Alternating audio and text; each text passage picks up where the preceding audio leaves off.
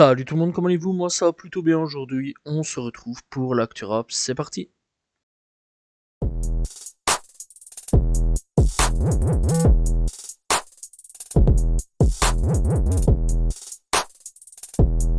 On commence l'actu rap FR avec SCH qui a dévoilé que le prochain projet sera Julius 3 et qui devrait sortir logiquement cette année-ci. Bref, en tout cas, personnellement, je suis vraiment hype, sachant en plus que le préquel était vraiment excellent. Bref, donc, on devrait l'avoir très très prochainement et j'espère vraiment l'avoir, soit pour le mois prochain ou peut-être pour décembre, à voir. Mais en tout cas, j'ai vraiment hâte. On va parler d'une polémique, cette fois-ci sur Zamdan et Daniel. Alors c'est bien la première fois qu'il y a une polémique avec ces deux-là. Bref, donc ça fait polémique sur les réseaux sociaux car les gens pensent que la cover et donc le clip fait gay. Or il s'agit en gros de personnes dans un hammam. Une pratique qui est pas gay du tout. En fait c'est juste des bains publics. Et c'est là depuis des milliers d'années. On en retrouve partout, les gars. Vraiment, on en retrouve au Japon, on en retrouve en Turquie, on en retrouve en Grèce, on en trouve aussi en Égypte, si je me trompe pas. Bref, on en trouve vraiment partout. C'est quand même une dinguerie quand même que des gens confondent des trucs totalement à l'opposé. Voilà, c'est absolument pas gay. Bref, en tout cas, les gens ont fait une grosse polémique pour rien du tout. C'est quand même assez fou et en plus de ça, le son est vraiment excellent. Je vous conseille vraiment d'aller le checker. Booba a lancé un appel à témoins contre Guillaume Play qu'il a déjà reçu 600 000. Bref, en gros, 600 000, pourquoi? Qu'est-ce qui se passe pour le moment? C'est pas trop. En tout cas, aussi, il s'attaque aussi à Franck Gaston de Bidet et on a appris aussi que c'est un acteur pour les personnes adultes. Voilà, un acteur pour les personnes adultes. D'ailleurs, il a balancé une vidéo sur Twitter. Grosse dinguerie. J'étais pas au courant de ça du tout. Bref, donc voilà, qu'est-ce qui va se passer pour Guillaume Play? Pour le moment, on sait pas. Voilà, c'est pas la première fois que j'entends des trucs un peu chelous sur Guillaume, mais à voir un petit peu ce qui va se passer là-dessus. Mais en tout cas, 600 mails quand même, ça déconne vraiment pas. Dooms a présenté des excuses auprès de Demdem, la femme de Gims. Alors donc, il dit salut Gims, bien ou quoi, c'est Dooms. Qu'est-ce que j'allais dire? Demdem excuse, la vérité, je n'aurais pas dû te mêler dans tout ça, cette histoire. Elle est entre moi et Gims, là-dessus, j'ai bien merdé, mais je me suis calmé et comme on sait au tel, voilà, apparemment ils se sont parlé. On a dit, t'as vu, t'es le grand ref, ma gueule, on ne devrait pas finir comme ça, Demdem encore une fois, excuse, ça bouge pas, on est en bleu. Voilà, donc Doom s'est excusé auprès de Demdem. Bref, donc voilà, et ouais, on rappelle quand même qu'il y a eu un petit clash durant l'été, voilà, entre Dooms et Gims, voilà, sans plus, apparemment Dooms s'est fait attraper aussi par une équipe de Gims, mais à voir un petit peu, bref, parce que ça n'a pas été vraiment officialisé la chose, mais à voir si cette histoire va prendre encore plus d'ampleur ou alors se tasser avec le temps. Soprano annonce un album de 100% rap ou moitié rap. Personnellement, j'espère que c'est vraiment du 100% rap. Il va pas nous la faire à la Gibbs, s'il vous plaît. Donc voilà, ce serait quand même plutôt cool. On a eu quand même quelques extraits déjà d'avance, voilà, dont un featuring avec Limsa Dolnay, si je me trompe pas là-dessus. Bref, enfin Limsa Dolnay, si je me trompe pas, au niveau de son nom. Donc voilà, franchement, c'est une grosse dinguerie, hein. Personnellement, j'ai vraiment hâte et on espère vraiment un bon retour à l'ancienne de la part de Soprano. Ce serait quand même plutôt cool là-dessus.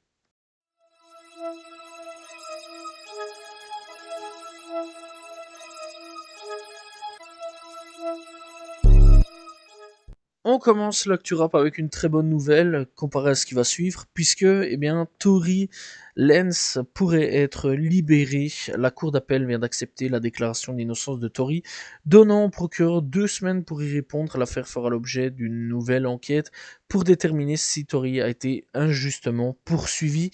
Et cela révèle une chose que j'avais dit il y a quand même quelques temps quand le procès avait démarré, etc. J'étais persuadé que Meghan avait menti, et si c'est vraiment le cas, eh bien, j'espère une fin de carrière pour elle. Rien d'autre à dire là-dessus. Parce que très sincèrement, c'est quand même honteux de mentir là-dessus, hein, parce que vraiment, là, on prive la liberté d'un type qui potentiellement n'a absolument rien fait, et elle continue sa carrière au calme, et elle a menti, c'est quand même assez grave là-dessus. Bref, donc du coup, s'il s'avérait qu'elle a menti, j'espère vraiment une fin de carrière, mais vraiment fulgurant pour elle, parce que vraiment, c'est quand même une dinguerie. Parce qu'imaginez quand même, si elle a inventé ça, elle peut inventer d'autres dingueries là-dessus. Bref, en tout cas, à voir ce qui va se passer pour la suite, mais j'espère que Tori sera libéré. C'est un artiste que j'apprécie énormément pour ma part. On va parler de Lil Durk et de ce qui se passe en ce moment, parce que je pense que vous n'êtes sûrement pas passé à côté de l'info.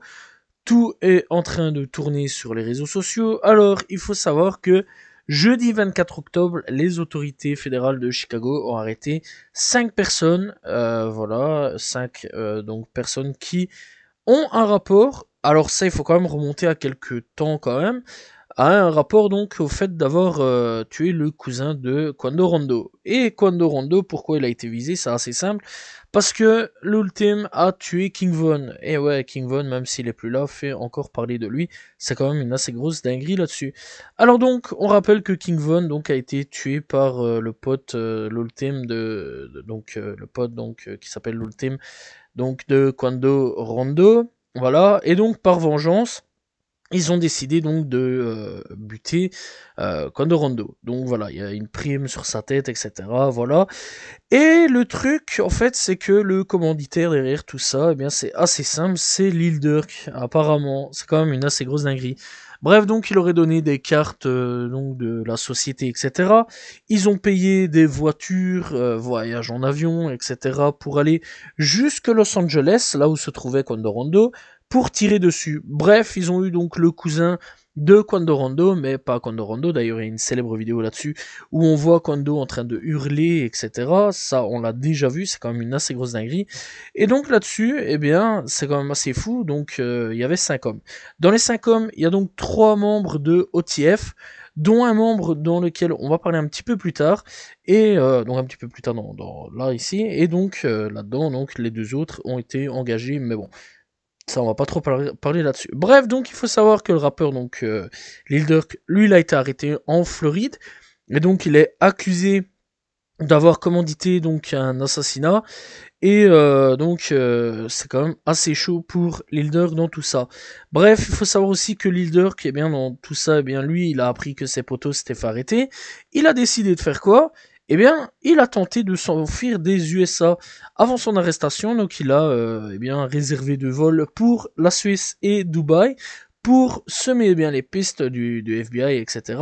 et aller embarquer dans un jet privé pour l'Italie. Il a été arrêté alors qu'il se rendait à l'aéroport de Miami 1 heure avant eh bien, le départ vers donc l'Italie. Bref, seul problème là-dedans, c'est que, eh bien, dans l'un des 5 hommes, et donc dans l'un des 3 hommes de OTF, eh bien, il y a OTF Jam, et c'est lui la balance dans l'affaire de OTF. Il a porté un micro, voilà, depuis sa sortie de prison jusqu'à donc sa récente arrestation. Alors il faut savoir que donc que sa sortie de prison, il avait fait 12 ans de prison pour tentative de meurtre, et il s'était fait de nouveau choper avec donc une arme sur lui, arme qu'il pouvait pas avoir, et donc il a fallu reprendre de la prison. Et donc, on lui a proposé un petit truc, un petit deal tranquille de porter un micro. Et pendant 2 ans, plus de 2 ans, eh bien, il a porté un micro pour donc savoir balancer en gros, eh bien, Lil Durk, etc. Bref, alors il faut savoir aussi que, eh bien, l'avocat de FBG Duck a réagi. Lui, il est tout à fait content, puisque donc on rappelle quand même qu'il y a donc à peu près 2 semaines d'ici, eh bien, j'avais fait une vidéo concernant eh bien Lil Durk et FBG Duck sur le fait que tout soit lié entre eux et que eh bien FBG Duck donc aurait pu être assassiné par eh bien des hommes de Lil Durk, puisqu'il aurait commandité lui aussi eh bien, le meurtre de FBG Duck. C'est une assez grosse dinguerie là-dessus. Ce serait eh bien totalement la fin de Lil Durk à ce moment-là. En plus de ça, eh bien, il faut savoir qu'en ce moment, il est en Floride, donc au moment où je fais l'actu rap, il va être transféré à Los Angeles et il risque soit la prison à vie ou soit la peine de mort. Voilà. Que dire de plus? Je pense clairement que en ce moment, c'est potentiellement la fin de carrière de Lil Durk. Je sais pas si on va le revoir un jour, sauf si vraiment, mais vraiment, il a un bon avocat derrière lui et qu'il arrive vraiment à le sortir de tout ça. Mais j'ai un doute, à voir un petit peu là-dessus. Bref, en tout cas, c'est une assez grosse dinguerie cette affaire-là. Que dire de plus? Je sais pas, mais en tout cas c'est assez fou. Et s'ils arrivent à tout relier là-dessus, sur le fait que Lil Durk a bien, commandité le meurtre, eh bien c'est, je pense, fini pour Lil Durk. Dommage pour un rappeur si talentueux d'avoir gâché sa carrière. Encore une fois dans des histoires de gang, là où il aurait pu s'en sortir. Est-ce que Chris Brown va être le prochain à être dans la sauce, puisque il est accusé d'avoir drogué et V une femme sur le yacht de Didi en pleurs. Elle affirme qu'il a donc Eja à l'intérieur d'elle. On va pas dire les termes quand même, c'est quand même une dinguerie. Bref, c'est quand même assez fou. Bref, on va voir jusqu'où ça va aller. Et c'est vrai quand même, c'est quand même une grosse dinguerie quand même, quoi. Bref, de toute façon, on sait, ça va pas être le premier à tomber. Euh, Ça, on le sait déjà d'avance avec l'affaire Didi, qu'il va y avoir plusieurs têtes à tomber. Alors, est-ce que c'est le premier à tomber? Je sais pas. Est-ce qu'il va y avoir une suite? Est-ce qu'il va y avoir d'autres personnes qui vont tomber? Je sais pas non plus, mais dans tous les cas, l'affaire Didi, on la suit toujours d'assez près à ce niveau-là. On va parler de l'affaire YSL, puisqu'il y a des bonnes nouvelles là-dessus et des un peu moins bonnes. Bref, donc Slam Life Shorty a témoigné dans l'affaire YSL de Young Thug. Donc Slam Life Shorty est devenu un petit sujet de discussion sur la communauté hip-hop, voilà, puisque mercredi, le rappeur a témoigné dans l'affaire Young Thug, donc mercredi passé, dans l'affaire Young Thug en cours. Il a admis donc à la barre qu'il avait traité YSL comme un gang lorsqu'il a rejoint pour la première fois. Slam Life Shorty a également lu un message sur les réseaux sociaux, des réseaux sociaux, ce qui a amené donc la confusion chez la défense. L'équipe juridique de Young Thug a même demandé un procès nul en raison des actions de Shorty. Comme tout artiste qui a témoigné dans l'affaire YSL, Slam Life Shorty a fait l'objet de moqueries et donc en ligne, etc. Bref, donc depuis, il a fait des stories donc le soir où il a témoigné. Il a posté un message en disant vous êtes tous si stupides avant de se lancer dans un message plus long là-dessus. Donc voilà, il a dit que malgré ces témoignages, voilà, que en gros personne lui faisait peur, etc. Et que ça allait un petit peu chier, bref, des conneries, vraiment des conneries. Sauf qu'il y a un truc là-dessus qui est quand même assez intéressant dans ce que je vous ai dit, puisque l'affaire Rico de YSL pourrait se terminer par un procès nul. Les accusés actuellement discutent donc d'un accord de plaidoyer et il se pourrait que Young Thug finisse par être libéré. Très bonne nouvelle là-dessus. En tout cas, à voir dans les semaines qui suivent, à mon avis, on va avoir beaucoup plus de nouvelles là-dessus. On va parler de 1W Melly parce qu'il y a quelques petites bonnes nouvelles aussi venant de lui, puisque l'avocat de 1W Melly obtient enfin une victoire avant son nouveau procès pour double meurtre. On rappelle donc que ça devrait reprendre en janvier ou en février 2025, si je ne me trompe pas, le procès de 1W Melly. L'avocate de 1W Melly, Raven Liberty, a finalement obtenu qu'un juge accepte donc de traiter 20 requêtes dans le cadre du nouveau procès du rappeur.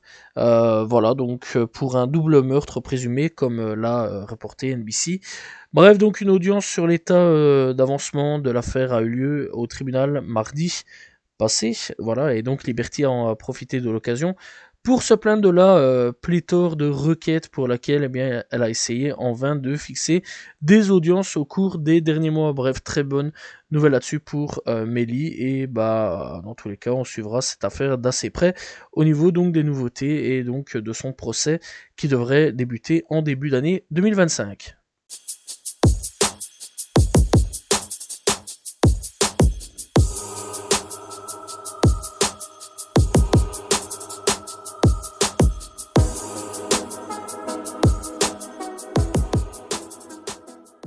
Et nous sommes partis pour les coups de cœur de cette semaine, et on commence donc avec Tyler, The Creator, de retour avec To He Was Dead. On a donc aussi Bikaya avec Strippers and Fanta. On a donc aussi Stony Stone avec Zamdan pour 20 ans. On a donc, eh bien, Ness avec Bushi pour vendredi à Londres. On a donc, eh bien, aussi, donc, Coelho de retour avec les enfants mentants. On a donc aussi Saint Jones avec Circle. On a donc, eh bien, Dide Osama avec Provide. On a aussi donc 4-5 avec Extra. On a donc, eh bien, aussi Casswave avec Private Party. On a donc Famous Dex avec Realize It. On a donc aussi donc Black Fortune avec Mister. On a donc This Is Odon avec Can't You Break. Et donc, on a aussi Snoop Dogg, de retour aussi avec Ta et Dice pour Oud Ben Good, Rad Tied et Grooveback. Voilà, ils ont fait 3 sons en un. Bref, voilà, c'était les coups de cœur de cette semaine.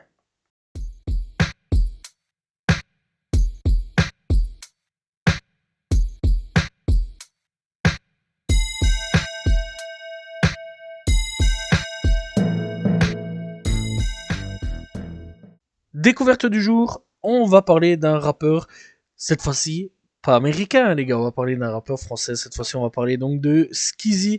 Alors je sais pas du tout d'où il vient, je pense qu'il vient du sud de la France, voilà je vais mettre cette hypothèse là-dessus. Bref donc il a déjà sorti quelques projets dans la Mama volume 1, hors de la Mama et voilà je pense, et alors dans la Mama épisode. Donc voilà bref, il a sorti déjà plusieurs clips à son actif, il est là depuis à peu près 7 à 8 ans à peu près. Voilà, moi je l'ai découvert avec Kanté.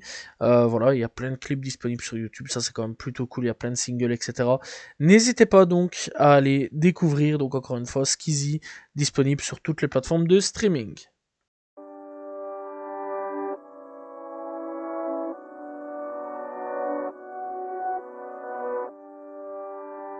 Et nous sommes donc partis pour les albums sortis cette semaine. On commence donc avec Nino et Niska pour Goat. On a RSKO avec En Chemin 2, on a Bram Sito avec Big Man, on a Ness avec Pour de Vrai. On a donc Jeune Mort avec Demain et Annulé. On a Sazamizi avec Dangereuse Famille. On a donc Davodka avec Héritage. On a Sto avec Time Out, volume 1, 2 et 3. On a donc 34 Murphy avec 8 pages. On a donc Julace ou Julay avec Rapide et Dangereux. On a M Merlin pour les histoires qui l'entourent. Abena MK pour AB. On a Phantom avec La lumière dans l'obscurité. On a DJ Widim avec Sticky Finger. Voilà, tranquille, DJ Widim qui revient. Ça fait plaisir à ce niveau-là. Bref, donc au niveau rap US, on a donc Megan Thee Stallion de retour avec Megan Act 2. On a donc aussi Ungso de retour avec Tango, très bon artiste, dit en passant. On a Koshis de retour avec Way Always Me. On a donc aussi Gierbo de retour avec Big Swerve Extended. On a donc DC The Dawn de retour avec DC avec Rebirth, excusez-moi. On a donc aussi Perol Giovanni avec Hustle Music. On a donc aussi Valet et Bandlab ZZ avec Foil aussi. Volume 8, Outlay, Out to Lay EP. Voilà. Bref, donc on a aussi Tungsan Bomphony avec Livewire. On a donc aussi Reggie Snow avec Peace to the World. On a donc Fatnik avec Tainted Angel. On a donc aussi Kimby X avec It's Not Ta Dape. On a donc Ta Estidas avec Still Hasty des EP. Et c'est tout pour les projets sortis cette semaine. En tout cas, il y a pas mal de bons petits trucs à pouvoir aller écouter. Voilà, c'est la fin de l'actu rap. J'espère que vous l'avez apprécié. N'hésitez pas à vous abonner, liker, commenter, partager. On se retrouve demain pour une nouvelle vidéo. La semaine prochaine pour un nouvel actu rap. Salut tout le monde. Ciao, ciao.